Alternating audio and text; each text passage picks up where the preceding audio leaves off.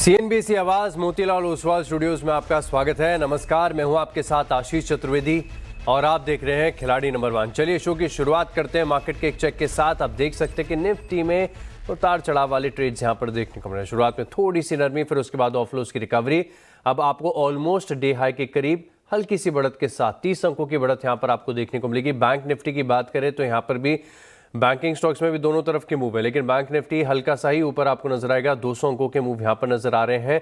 Small cap और mid cap ये भी आपकी स्क्रीन पर लेकर आएंगे। 30 अंक ऊपर फिलहाल के लिए मिड कैप, और स्मॉल कैप को चेक लेके देखें तो ये चल नहीं रहे। कल भी दबाव था, आज भी हल्की सी मुनाफा वसूली यहां पर ऊपरी तरफ से देखने को मिल रही है। एडवांस और डिक्लाइन का आंकड़ा बेहद बड़ा गैप दिखा रहा है। जो बाजार में बढ़ने वाले जो शेयर है इनकी संख्या कम है, जो घट रहे हैं इनकी संख्या आपको फिलहाल के लिए ज्यादा नजर आ रही है। चार्ट आपकी स्क्रीन पर बेहतरीन तरीके से फ्लैश हो रहा है, इससे आपको ब्रॉडर मार्केट्स का अंदाजा लग जाएगा। ठीक है, लेकिन अब इस शो की शुरुआत करें इससे पहले एक बार देख लेते हैं कि अब तक ये हमारे जो खिलाड़ी हैं इनका परफॉर्मेंस कैसा रहा है। कल 3:30 बजे तक की जो परफॉर्मेंस है इसमें क्षितिजा साल्वी का पोर्टफोलियो तकरीबन 1.5% नीचे, अमोल आठवले के पोर्टफोलियो में 4% का डेंट। वहीं अगर आप गौरव शर्मा का पोर्टफोलियो देखें तो ऑलमोस्ट 4% की बढ़त के साथ मैसिव और बढ़िया आउट परफॉर्मेंस अच्छे मार्जिन के साथ यहां पर देखने को मिल रहा है। तो इन तीनों खिलाड़ियों का स्वागत करते हैं शो में। हमारे साथ जुड़ रही हैं सबसे पहले आईडीबीआई कैपिटल की क्षितिजा साल्वी, कोटक सिक्योरिटीज के अमोल आठवले और ग्लोब कैपिटल मार्केट्स के गौरव शर्मा। आप तीनों को नमस्कार, शो में स्वागत है। और सबसे पहले काम करते हैं, क्षितिजा जी का पोर्टफोलियो देखते हैं, इससे समझ में आएगा कि कितने शेयर और ऐड या निकालने का स्कोप बचता है। तो देखिए कि काफ़ी सारी चर्निंग हुई है during the show, after the show, ये सब आपकी स्क्रीन पर आ रहा है। इसके हिसाब से देखें तो 2 आइडियाज़ नए जोड़ने का स्कोप बनता है। क्षितिजा जी, पहला स्टॉक कौन सा और क्यों? पहला स्टॉक मेरा रहेगा एमएनएम फाइनेंस। आप देखो तो 7 to 8 डे का जो स्मॉल कंसोलिडेशन रेंज था वो ब्रीच किया एमएनएम फाइनेंस ने, और 10 AM से बाइंग आई है आज अच्छी खासी। तो मुझे लग रहा है स्टॉक ऊपर में एक 385 390 के लेवल तक जा सकता है। टारगेट रहेगा 385 to 390 का, और 352 का एसएल रहेगा एमएनएम फाइनेंस के लिए। एमएनएम फाइनेंस ये पहला स्टॉक है जहां पर खरीदारी करनी है। 385 का टारगेट, 352 रुपये का स्टॉप लॉस है। अमोल आठवले के पोर्टफोलियो पर नजर डालते हैं क्या क्या चर्निंग हुई है, और इनके पोर्टफोलियो में देखें तो फिलहाल थोड़ा सा पेन है। अभी स्कोप बनता है 2 शेयरों को ऐड करने के लिए। सर, पहला स्टॉक कौन सा और क्यों?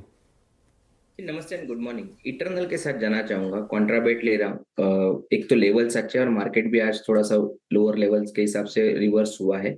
मुझे लगता है अगर 283 ये सस्टेन होता है तो इटर्नल में एक पोजिशनल पॉइंट ऑफ व्यू से बाउंस बैक देखने को मिल सकता है।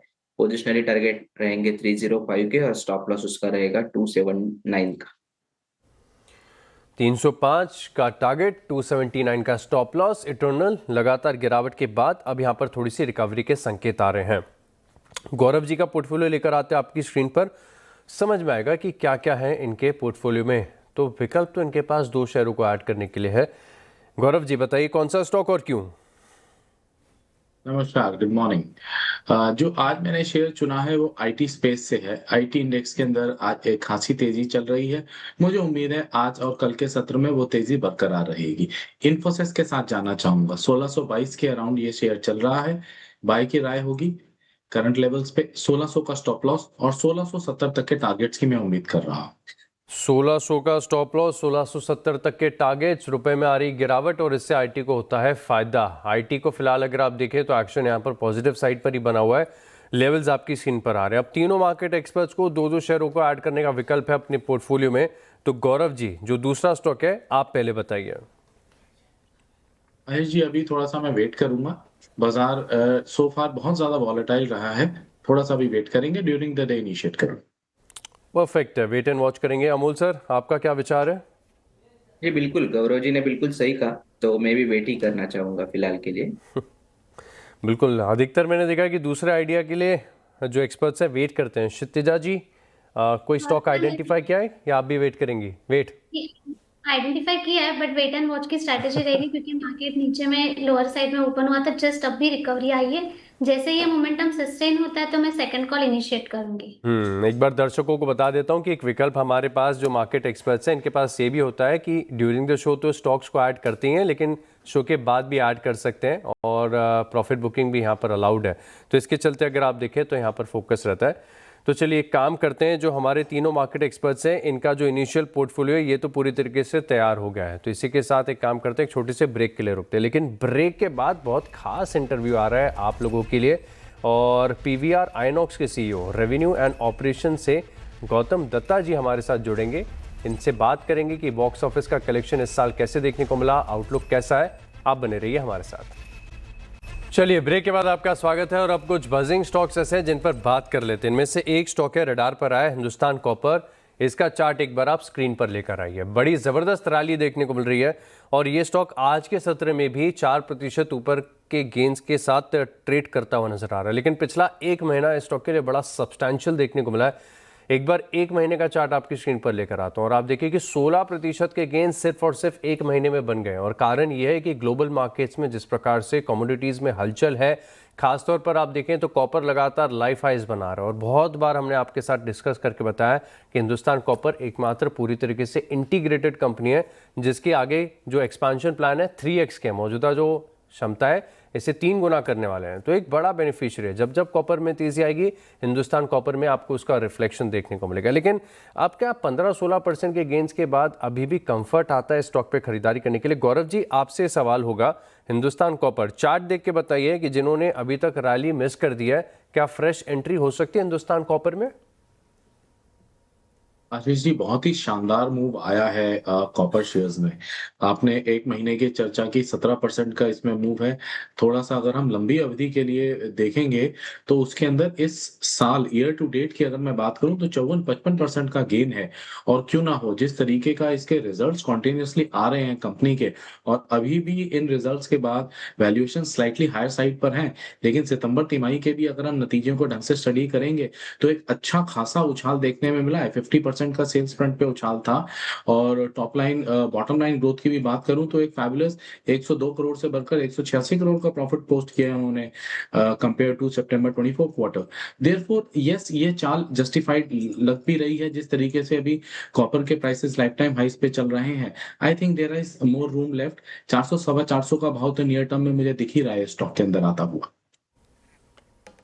ऑल राइट, तो यहाँ पर आप रखिएगा खास फोकस। और हिंदुस्तान कॉपर ये स्टॉक कैसा है जिसमें अभी भी अपमूव बना हुआ है, अच्छे मूव्स यहाँ पर देखने को मिले। तो एक काम करते हैं, एक छोटे से ब्रेक के लिए रुकते हैं, ब्रेक के बाद एक्शन जारी है। चलिए ब्रेक के बाद आपका स्वागत है और अब तीनों खिलाड़ियों का पोर्टफोलियो आपकी स्क्रीन पर देखेंगे कि किस प्रकार के परफॉर्मेंस यहाँ पर आपको देखने को मिल रहे हैं। तो परफॉर्मेंस के लिहाज से डैमेज कंट्रोल हुआ है क्षितिजा जी के पोर्टफोलियो में। अमूल आठवले का पोर्टफोलियो अभी भी 4% नीचे, वहीं गौरव शर्मा का पोर्टफोलियो 5% ऊपर। आप तीनों मार्केट एक्सपर्ट्स का बहुत बहुत धन्यवाद हमारे साथ जुड़ने के लिए और ये कन्विक्शन आइडियाज़ हमारे साथ शेयर करने के लिए। चलिए अब इसी के साथ बढ़ते हैं शो में आगे और पीवीआर आइनॉक्स के मैनेजमेंट से बात करते हैं। बॉक्स ऑफिस के लिए साल 2025 काफ़ी अच्छा रहा है।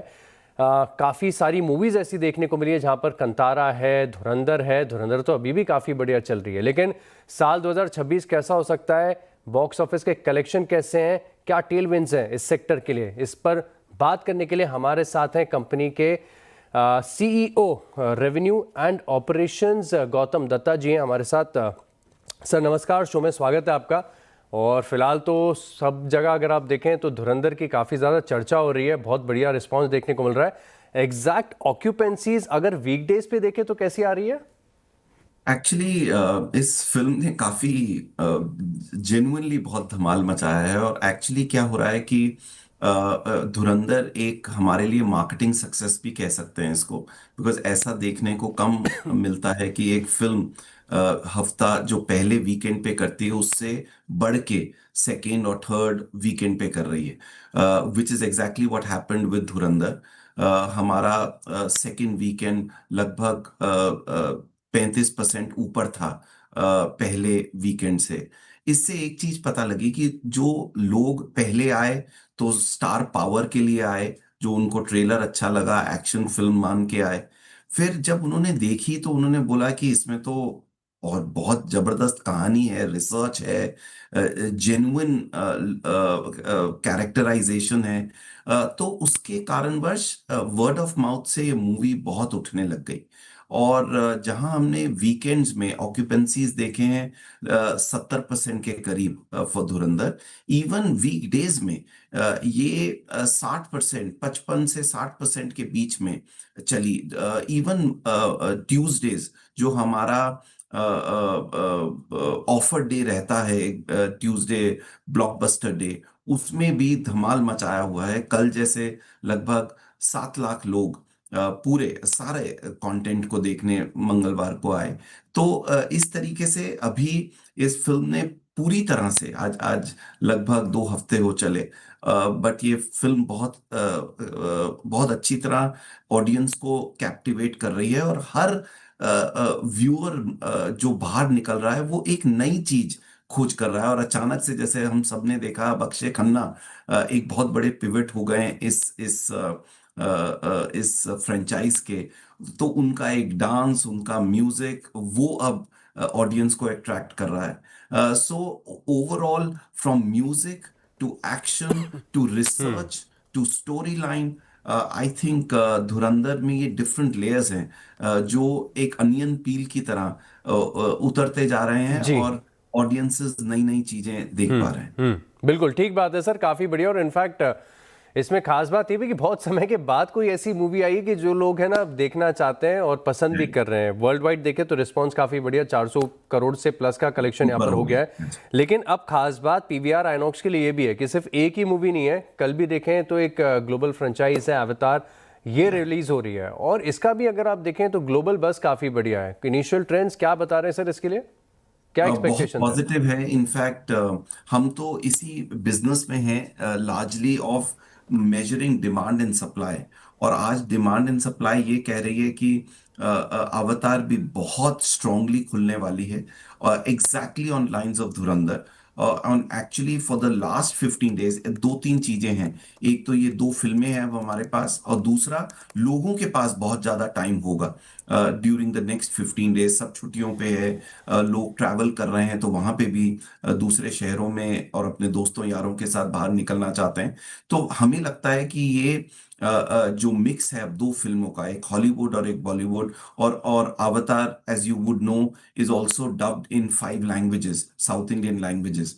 तो पूरा साउथ भी इससे बहुत कैप्टिवेटेड होगा। सारे वो IMAX 4DX फॉर्मेट्स में भी अवतार आएगी। सो 2 बहुत बड़े फ्रेंचाइज जब साथ खेलते हैं, और आपको अगेन, अगर आप देखें हमारे screen count, we have 1772 screens, which means रफली 8,500 शो दिन में चलते हैं पीवीआर आइनॉक्स में मिला के। उन 7,500 शो में हमें ये 2-3-4 जो कंटेंट मिल के प्ले करते हैं, तो उसमें ऑक्यूपेंसीज और लोग जो हम एंटरटेन कर पाते हैं वो काफी बढ़ जाते हैं। So it's a very good news for the बिल्कुल entire exhibition sector at this point in time. Exactly पूरे इस एंटरटेनमेंट स्पेस के लिए काफ़ी अच्छा माहौल फिलहाल के लिए चल रहा है। लेकिन सर, अगर क्योंकि साल अब लगभग ख़त्म ही हो गया है, इसको अगर आप प्रीवियस साल से कंपेयर करके देखेंगे तो क्या कुछ आंकड़े हैं, अप्रोक्सीमेट आंकड़े, पिछले साल जो कलेक्शंस हुए थे बॉक्स ऑफिस के, इस साल कैसा है? कुछ आंकड़े हैं सर आपके पास? अभी अभी ये 15 दिन बहुत क्रिटिकल हैं, बिकॉज एज आई सेड, हमारे बिजनेस में 15 दिन में 1 करोड़ लोग तक आ सकते हैं। तो बिकॉज जैसे एक संडे हुआ तो हमारे पास इस बार 12 लाख लोग आए। सो द फैक्ट इज, ये 15 दिन प्ले आउट करना सही रहेगा, but overall very positive on all fronts. Footfall because of Kantara से शुरू हुआ अक्टूबर, थामा आई, उसके बाद एक मूवी थी लालो जो फरवरी में एक स्लीपर हिट निकली, छोटी गुजराती फिल्म, बट कमाल का बिजनेस किया, और 2 हफ्ते तक टॉप जी फिल्म रही फॉर द इंटायर सर्किट। जी धुरंधर में क्या हुआ है कि फुटफॉल्स तो आए सो आए, बट बिल्कुल ड्यूरेशन के वजह से हमारा भी सेल बहुत ऊपर है। एडवर्टाइजिंग बिजनेस भी बहुत ऊपर है, because the entire corporate India और सारे ब्रांड्स जी आज इस एक यूफोरिया का, they want to ride the wave. So जी टेक्निकली सारे एडवर्टाइजर्स हमारे पास 18-19 मिनट रहते हैं, लार्जली सब ब्लॉक्ड हैं विद धुरंधर एंड अवतार बोथ। बिल्कुल सबसे बड़ी फ्रेंचाइज है वर्ल्ड की, एक तरह से जी जेम्स उनकी। सो आई थिंक बिकॉज ये तीनों लीवर्स साथ चल रहे हैं, मुझे जी लगता है कि ये Q3 बहुत सॉलिड एंड होगा और हमारा एग्जैक्टली क्वार्टर 4 भी बहुत अच्छा लग रहा है विद बॉडी टॉक्सिक और धुरंधर 2।